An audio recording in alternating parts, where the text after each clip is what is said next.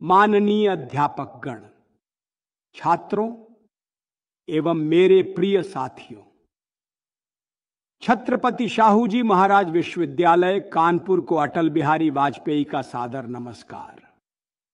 मित्रों, यही कानपुर की धरा है जहां मैंने अपना स्नातक दयानंद एंग्लो वैदिक कॉलेज से प्राप्त किया था। मेरा अत्यंत सौभाग्य है कि आज मैं एआई टेक्नोलॉजी के माध्यम से आप सबके समक्ष पुनः उपस्थित हुआ हूं। विश्वविद्यालय द्वारा मुझे एक राष्ट्र एक चुनाव पर बोलने का निमंत्रण प्राप्त हुआ है। इसके लिए मैं विश्वविद्यालय प्रशासन का आभार व्यक्त करता हूं। कालांतर में संपूर्ण जगत शिक्षा, व्यवसाय, तकनीक एवं विभिन्न क्षेत्रों में क्रांतिशील है। ऐसी परिस्थिति में मैं इस देश के नागरिकों को उनके उत्तरदायित्वों का स्मरण कराना चाहता हूं। मैं आह्वान करता हूं कि वे संकल्प लें एक ऐसे राष्ट्र के निर्माण का जो परिवर्तनशील हो, गतिशील हो एवं हमारे भावी कर्णधारों के लिए एक सुनिश्चित भविष्य सुदृढ़ करे। हमारे राष्ट्र में प्रतिवर्ष किसी न किसी प्रांत में निर्वाचन होते रहते हैं, जिससे देश निरंतर चुनावी प्रक्रिया में व्यस्त रहता है। बार बार चुनावी प्रक्रिया न केवल लोकतांत्रिक प्रणाली में बाधक है, बल्कि विकास कार्यों तथा शासन व्यवस्था पर भी प्रतिकूल प्रभाव डालते हैं। एक राष्ट्र एक चुनाव का प्रस्ताव इन चुनौतियों के समाधान का एक स्वर्णिम अवसर प्रदान करता है। यह हमारे लोकतंत्र को सुदृढ़ बनाएगा, विकास की गति को तीव्र करेगा, आर्थिक व्यय में कटौती करेगा तथा प्रशासनिक स्थिरता लाएगा। एक साथ संपूर्ण देश में निर्वाचन होने से लोकतंत्र का एक विशाल महापर्व के रूप में पूरा राष्ट्र उत्सव बनाएगा। कल्पना कीजिए, जब कश्मीर से कन्याकुमारी तक करोड़ों भारतीय एक ही दिवस मतदान करेंगे, क्या वह राष्ट्रीय एकता का एक अद्वितीय दृश्य न होगा? न केवल सरकारों को अपना संपूर्ण कार्यकाल निर्विघ्न पूर्ण करने का अवसर मिलेगा, बल्कि एक साथ निर्वाचन से स्पष्ट एवं दृढ़ जनादेश प्राप्त सरकारें सुदृढ़ता से शासन कर सकेंगी, जिससे जनता का लोकतंत्र में विश्वास बढ़ेगा। आज सारा देश आजादी का अमृतकाल मना रहा है। गत वर्षों में हमने निश्चय ही प्रगति की है, इससे कोई इनकार नहीं कर सकता। परंतु प्रश्न यह है कि क्या वह प्रगति पर्याप्त है? क्या जनता नहीं चाहती कि देश में वर्तमान स्थिति का संपूर्ण विकास युक्त कायाकल्प हो?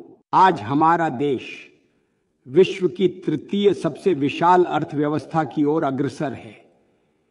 यह राष्ट्र निरंतर विकास के पथ पर अपना मार्ग प्रशस्त कर रहा है।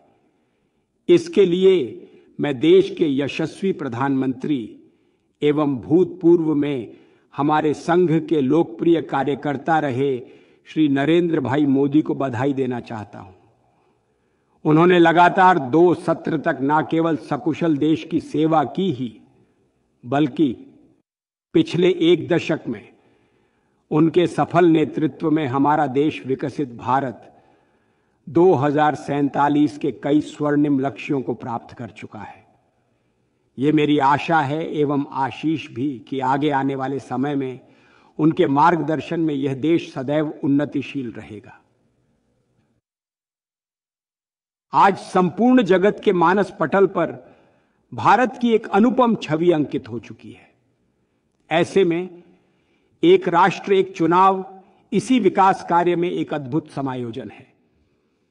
बारंबार चुनाव इस विकास मार्ग में कंटक के समान प्रकट होकर जनता जनार्दन की आकांक्षाओं का मर्दन करते हैं।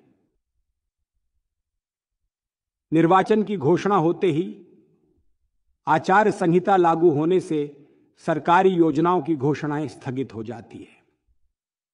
विकास परियोजनाओं एवं जन कल्याण योजनाओं पर कार्य भी चुनाव समाप्त होने तक निलंबित रहता है और जनता को दीर्घकाल तक नाना प्रकार के कष्टों का सामना करना पड़ता है।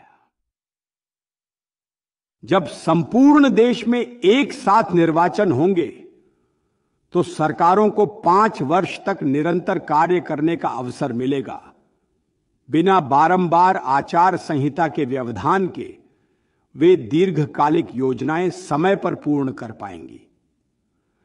विशाल विकास परियोजनाओं को यथा समय पूर्ण करना सुगम होगा, जिससे देश की प्रगति की गति बढ़ेगी और जनता को निरंतर विकास का लाभ प्राप्त होगा। निरंतर भिन्न भिन्न निर्वाचन कराने पर राजकोष पर अत्यधिक व्यय होता है। प्रत्येक निर्वाचन में करोड़ों रुपए प्रशासन, सुरक्षा और प्रचार प्रसार पर व्यय करने पड़ते हैं।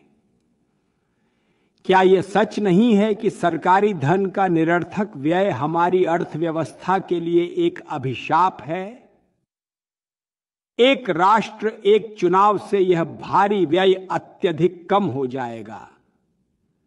जब 5 वर्ष में एक ही बार सारा देश निर्वाचन में भाग लेगा तो शासन का धन और बहुमूल्य संसाधन संरक्षित होंगे, जिन्हें राष्ट्र निर्माण व जन कल्याण में नियोजित किया जा सकेगा।